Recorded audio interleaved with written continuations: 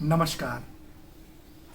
આપણે જે શ્વાસ લઈએ એ શ્વાસ શરીરમાં જાય એમાંથી જે પ્રાણતત્વની ઉર્જા છૂટી પડે એ પ્રાણતત્વને કારણે હું આ બોલી રહ્યો છું, મારા હાથ આમ તેમ થાય છે, ચાલી શકું છું, વિચારી શકું છું.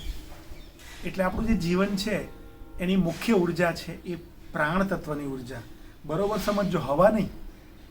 જો ખાલી હવા કે ઓક્સિજનથી જ જીવાતું હોત તો 100 વર્ષ કોઈ જીવે પછી બોટલ લગાડી દે પાછળ તો એ માણસ કદી મરે જ નહીં ને. ઓક્સિજન તો મળે જ છે ને. હવામાંથી ઓક્સિજન છૂટો પડે, એમાંથી પ્રાણ તત્વ પ્રાણ ઉર્જા છૂટી પડે. એ પ્રાણ ઉર્જા માથાના વાળથી પગના અંગૂઠા સુધી ત્યાં સુધી જ જાય જ્યાં સુધી પરમાત્માની કુદરતની ઈચ્છા હોય.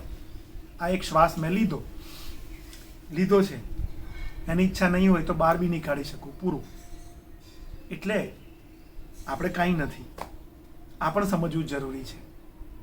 બહુ વધારે વિજ્ઞાનમાં ઊંડા ઉતર્યા વગર બ્રહ્માંડીય વિજ્ઞાન, પરમાત્માની સત્તા જો સમજી લેશો તો અડધા સાજા રહેશો.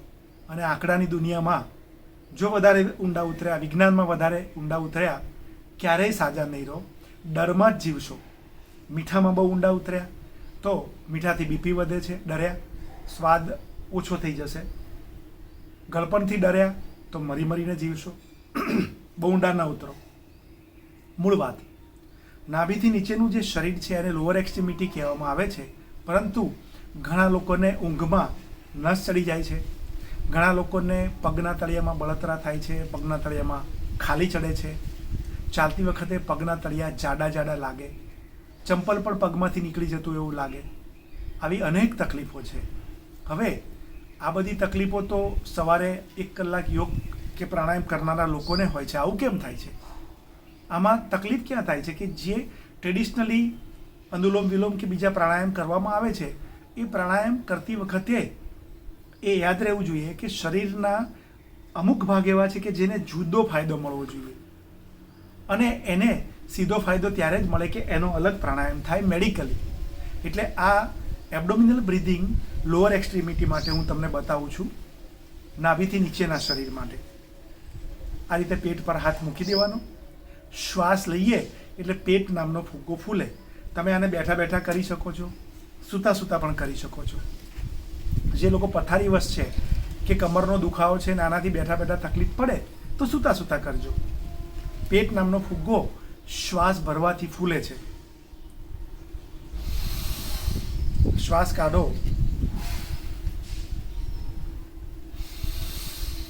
પેટ બહુ કડક હોય તો થોડું શ્વાસ કાઢો ત્યારે દબાવવાનો.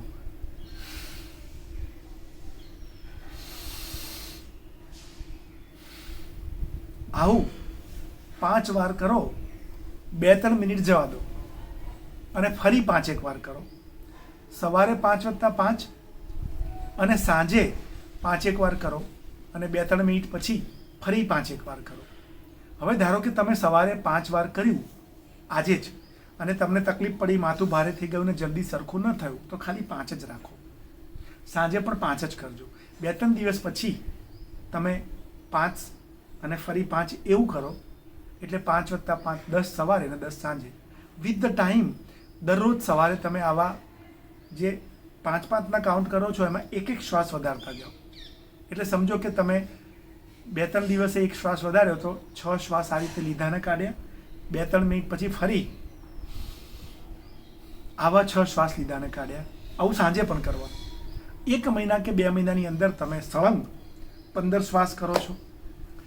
2-5 મિનિટમાં ફરી 15 કરો છો. એટલે કેટલા શ્વાસ થાય? 15+15 30 સવારે, 15+15 30 સાંજે. સાવ આવી સાદી વાત કેમ આટલી ખેંચી મેં? કારણ કે અમારા ગુરુજી કહેતા main is a slow learner. કેટલાય દર્દીઓને આ વારંવાર ઓરલી મારી સામે બેઠા પછી સમજાવું, વિડીયો આપું, છતાંય એ લોકો આ કાઉન્ટમાં ભૂલ કરે છે. એટલે એકનું એક સમજાવું છું. સદીઓ થઈ ગઈ પૃથ્વી પર માણસને, 45 લાખ વર્ષ થઈ ગયા. વિજ્ઞાન આગળ વધી ગયું. ધીમે ચાવીને જમવા માટે કેટલા લોકોને કહેવું પડે છે. જજને પણ કહેવું પડે, આઈપીએસને પણ કહેવું પડે, નેતાને પણ કહેવું પડે, ડોનને પણ કહેવું પડે, અને સામાન્ય માણસને ઓછું કહેવું પડે છે.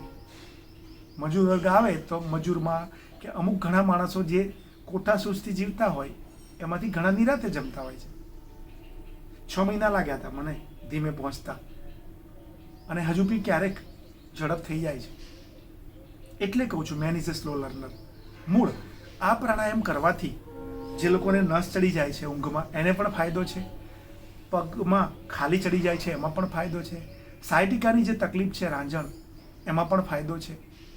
અને એ સિવાય ચાલતી વખતે ઘણાનો પગ ઢીંચણમાંથી લોક થઈ જાય, ટ્વિસ્ટ થઈ જાય, પગની તાકાત ઓછી લાગે, આ બધામાં ફાયદો છે. હવે જે લોકોને ઊંઘમાં નસ ચડી જાય છે એમના માટે થોડા સારા ઓપ્શન્સ પણ છે. રાત્રે જમવાના 2 કલાક પછી કે સૂતી વખતે 1-2 ચમચી ગોળ અથવા 1-2 ખજૂર ચાવીને ખાવાથી ઊંઘમાં નસ ચડવાની જે તકલીફ છે એ ઘટી જશે કે મટી જશે. આ પ્રાણાયામ સૂતી વખતે કરવાથી એ તકલીફમાં ફાયદો થાય છે. એ સિવાય પણ સૂતી વખતે જે ગાયનું ઘી છે એ જે સહેજ હુંફાળું દૂધ છે 1 કપ જેટલું 50 થી 100 ml એની અંદર 1-2 ચમચી નાખીને લેવામાં આવે તો જે નસ ચડવાની તકલીફ છે, રાંઝણ છે એટલે કે સાયટિકા એમાંય ફાયદો, અને સાથે જે ચાલવાની તકલીફ છે એમાં પણ ફાયદો. વાયુ શાંત થાય છે આનાથી. તો બસ આ જે બધા આરોગ્યના પ્રયોગો છે એ અને સહજ જે પ્રાણાયામ છે મેડિકલી, કારણ કે આ તકલીફ માટે અનુલોમ વિલોમ પૂરી મદદ ન કરે. બીજું, આમાં તમે કપાલભાતી પર વધારે ભાર મૂકો અને કમરનો દુખાવો હોય તો કમરનો દુખાવો વધી જાય. એટલે આમાં આની પર જ ભાર મૂકો. કમર દુખતી હોય તો કપાલભાતી થોડો ટાઈમ બંધ રાખવી પડે, કાયમ દુખે તો છોડી દેવી પડે. કોઈ પણ વસ્તુ આપણાથી વધારે છે, આપણે સારી રીતે જીવીએ એ પહેલી પ્રાયોરિટીમાં આવે, કોઈને તકલીફ આપ્યા વગર. તો જે વસ્તુથી આપણને મુશ્કેલી થતી હોય એ વસ્તુ પર ધ્યાન રાખવું પડે ને, તો જ સાજા રહેવાય. ઊંડા ઉતરો, પાછા બહાર આવો, સ્વસ્થ રહો, મસ્ત રહો. આને તમે શેર કરો, ફોલોઅર બનો, અને સાથે તમને સારું લાગે તો બીજાને પણ બનાવો. આભાર.